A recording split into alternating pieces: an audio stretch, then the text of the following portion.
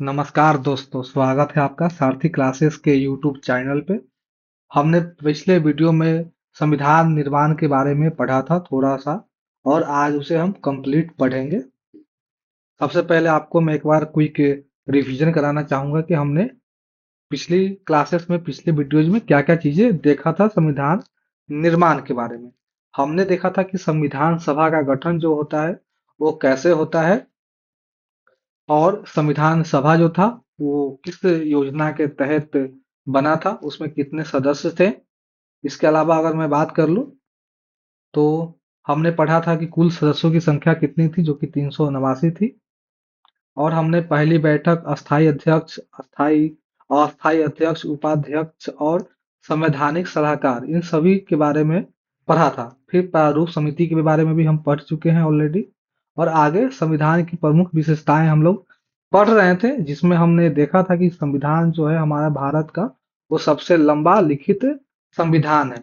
और हमने संविधान के स्रोत के बारे में भी पढ़ा था, कौन सी चीजें कहाँ कहाँ से ली गई है, जहाँ पे हमने टोटल 10-11 पॉइंट्स हमने देखे थे। आगे हम बढ़ते हैं।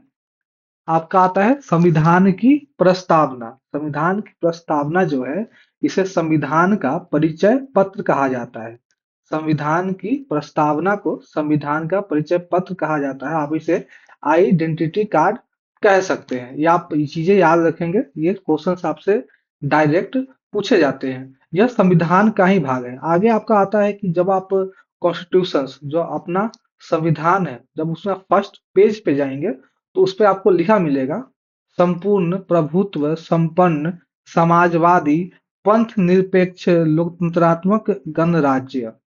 है ना। तो ये आपको ऐसा क्वेश्चन पूछा जा सकता है कि आप इसे एक ऑर्डर में सजाइए कि कौन पहले है कौन उसके बाद में है ना। तो ये चीजें आपसे वहां पूछी जा सकती है। आगे हम बढ़ते हैं एक और विशेषता की तरफ। ये क्या है? नम्यता एवं अनम्यता का समन्वय। संविधान जो हमारा बना हुआ है उसमें वो न तो कठोर है और न ही लचीला है, दोनों का संगम है। फिर आपकी नेक्स्ट विशेषता आती है एकात्मकता की ओर झुकाव के साथ संघीय व्यवस्था। इसमें हम ये देखते हैं कि हमारा जो संविधान है वो क्या है कि इसमें एकात्मक प्रणाली है ना। इसमें संघीय व्यवस्था है जिसकी तरफ हमारा जो संविधान है वो झुका हुआ है। आगे क्या है? सरकार का संसदीय रूप। सरकार में जो संसदीय रूप है वो आपका लोकसभा और राज्यसभा में बटा हुआ है। जी हाँ। आगे बढ़ेंगे हम नेक्स्ट विशेषता की तरफ। यह है आपका संसदीय संप्रभुता एवं न्यायिक सर्वोच्चता में समन्वय। फिर आपका नेक्स्ट आ जाता है एकीकृत व स्वतंत्र न्यायपालिका। न्यायपालिका आप लोग जानते हैं, जैसे कि डिस्ट्रिक्ट कोर्ट हो गया, हाई कोर्ट हो गया, सुप्रीम कोर्ट हो गया। मान लीजिए कि किसी व्यक्ति पे केस है, किसी व्यक्ति पे क्या है, केस है। उसको क्या हुआ कि डिस्ट्रिक्ट कोर्ट में उसको पेशी हुआ और उसे क्या हुआ कि दोषी करार दे दिया गया। उसे क्या हुआ? दोषी करार दे दिया गया। फिर क्या होगा? फिर वो आगे हाई कोर्ट में जाकर वो अपील कर सकता है। हाई कोर्ट में जाके वो अपील कर सकता है कि नहीं, मैं दोषी नहीं हूं, है ना, आप मेरी सुनवाई करें। फिर केस वहां चलेगा। मान लीजिए वहां भी उसको as a criminal, as a दोषी उसे करार अगर दिया जाता है, फिर वो कहाँ जाएगा? फिर वो जाएगा सुप्रीम कोर्ट में, है ना। कहाँ जाएगा वो? फिर वो सुप्रीम कोर्ट में जाएगा। तो क्या है कि हमारी जो न्यायपालिका है वो स्वतंत्र है और एकीकृत है। ये आप हायर अथॉरिटी तक जा सकते हैं कि डिस्ट्रिक्ट कोर्ट नहीं तो हाई कोर्ट नहीं तो सुप्रीम कोर्ट तक जा सकते हैं, जहां पे आपकी सुनवाई होगी। आगे हम बढ़ते हैं। मौलिक अधिकार है ना, फंडामेंटल राइट्स है। इसमें आप देखेंगे जो आपका मौलिक अधिकार है, संविधान के भाग 3 में अनुच्छेद 12 से 35 में हमारा मौलिक अधिकार दिया हुआ है। संविधान के भाग 3 में अनुच्छेद 12 से 35 में हमारा मौलिक अधिकार दिया हुआ है। ये कहाँ से लिया गया है? तो आपको मैंने पिछले वीडियो में पढ़ाया था कि यूएसए से लिया गया है ना, संयुक्त राष्ट्र अमेरिका से लिया गया है। पहले जो हमारा मौलिक अधिकार था वो कितना था? 7 था, है ना, जो कि अब कितना हो गया है? 6 हो गया है। इस चीज को आप याद रखेंगे। पहले हमारा जो मौलिक अधिकार था वो 7 था, अब क्या हो गया? 6 हो गया है। अब क्वेश्चन आता है कि क्या चीजें हटाई गई है। तो संपत्ति का जो अधिकार था, संपत्ति का जो अधिकार था, है ना, उसे हटा दिया गया है। इसको अब लीगल लीगल राइट में रखा गया है। इसको क्या रखा गया है, लीगल राइट में रखा गया है इसको। जी हाँ। आगे बढ़ेंगे नेक्स्ट विशेषता की तरफ। ये आपका है राज्य के नीति निर्देशक सिद्धांत, या आप इसे तत्व भी कह सकते हैं, आप इसे तत्व भी कह सकते हैं, राज्य के नीति निर्देशक सिद्धांत, है ना। ये आपका कहाँ है, भाग 4 में है, संविधान के भाग 4 में है। कोर्ट के द्वारा लागू नहीं करवाया जा सकता है। जो राज्य के नीति निर्देशक सिद्धांत या तत्व है, आप इसे कोर्ट के द्वारा लागू नहीं करवा सकते हैं।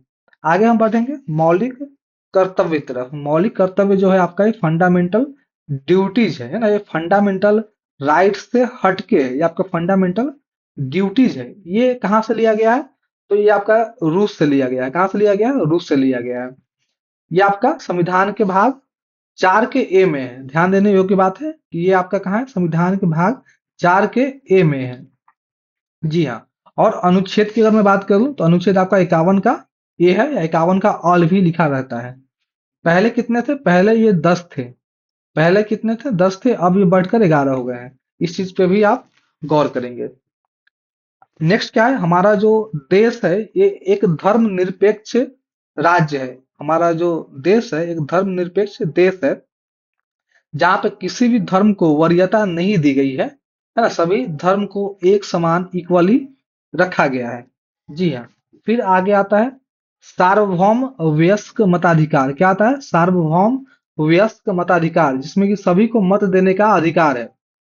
कोई गरीब हो, अमीर हो, कोई औरत हो, है ना, कोई पुरुष हो, महिला हो, मतलब एक आयु रखी गई है कि एक निश्चित उम्र के बाद, एक निश्चित उम्र के बाद कोई भी व्यक्ति, पुरुष महिला हो, वो अपना मत दे सकता है। तो सार्वभौम मत का यहाँ अधिकार दिया गया है। फिर क्या है, एकल नागरिकता है ना। एकल नागरिकता जो कि हमने ब्रिटेन के संविधान से लिया है। आगे आपका आ जाता है स्वतंत्र निकाय, इंडिपेंडेंट बॉडी। जैसे कि कुछ इंडिपेंडेंट बॉडीज है जो कि सरकार के हस्तक्षेप के बिना चलती है।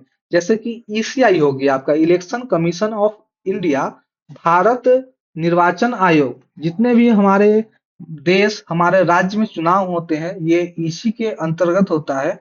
और ये जो ईसीआई है, भारत निर्वाचन आयोग, है ना, ये आपका केंद्र लेवल पे रहता है, मतलब ये पूरे देश के लेवल पे रहता है। और अगर मैं राज्य की बात कर लूं, अगर मैं राज्य की बात कर लूं, तो हर एक राज्य में इसका एक एक बॉडी आपको मिलेगा, है ना। आगे बढ़ते हैं। ये जो यूपीएससी है, ये भी आपका क्या है, इंडिपेंडेंट बॉडीज है। इसमें सरकार का कोई हस्तक्षेप नहीं रहता है। ये आपका यूपीएससी एग्जाम कंडक्ट करेगा। ये सारी चीजें आपकी यूपीएससी ही करेगी। जी हाँ। स्टेट पीसीएस भी वही सेम हो गया, इसमें भी किसी का हस्तक्षेप नहीं होता है। फिर कैग हो गया, इसमें भी किसी का हस्तक्षेप नहीं रहता है। फिर आपका आता है, नेक्स्ट हम पढ़ेंगे आपातकालीन प्रावधान। ये आप हमारी जो संविधान की विशेषता है, ये आपातकालीन प्रावधान। अब ये हमारा 3 अनुच्छेद में बटा हुआ है। एक तो आपका अनुच्छेद 352 हो गया, फिर आपका 356 हो गया, फिर आपका 360 हो गया, है ना। पहला जो अनुच्छेद हमारा 352 है, ये जो है आपका राष्ट्रीय आपातकाल है। क्या है, राष्ट्रीय आपातकाल है। 356 जो है ये गवर्नल रूल का आपातकाल है। फिर 360 जो है ये वित्तीय आपातकाल है। इसे हम ध्यान में रखेंगे। फिर हम आगे बढ़ते हैं, त्रिस्तरीय सरकार। त्रिस्तरीय सरकार, जो हमारा सरकार चलता है हमारे देश में, ये त्रिस्तरीय सरकार चलती है। जैसे कि पहला हो गया केंद्र सरकार, फिर हो गया राज्य सरकार, फिर हो गया स्थानीय सरकार। केंद्र सरकार में कौन होते हैं, प्रधानमंत्री आपके होते हैं। कौन होते हैं, प्रधानमंत्री आपके होते हैं। जी। राज्य सरकार में कौन होंगे, मुख्यमंत्री होंगे। कौन होंगे, मुख्यमंत्री होंगे। फिर स्थानीय सरकार में, जो आप गांव में देखते हैं, पंचायतों में देखते हैं, वो आपका होता है प्रधान हो गया, है ना, मुखिया होता है कहीं कहीं। तो ये आपके आते हैं स्थानीय सरकार में। तो ये चीजें आपकी जो पिछले वीडियोज में मैं आपको नहीं बता पाया था, ये संविधान निर्माण और संविधान की कुछ विशेषताएं थी जो आपके डीएलएड के एग्जाम में काफी आपके लिए महत्वपूर्ण रहेगी। अगर आप इस वीडियो को, आपको पसंद अगर आई होगी तो आप इसे लाइक कर सकते हैं और अपने दोस्तों को भी फॉरवर्ड कर सकते हैं। आप इसे दोबारा भी जाकर देख सकते हैं। अगर आपको नोट्स वगैरह बनाना हो तो आप आराम से जाइए, वीडियोज को देखिए और आप उससे अपना नोट्स बना सकते हैं। जी धन्यवाद।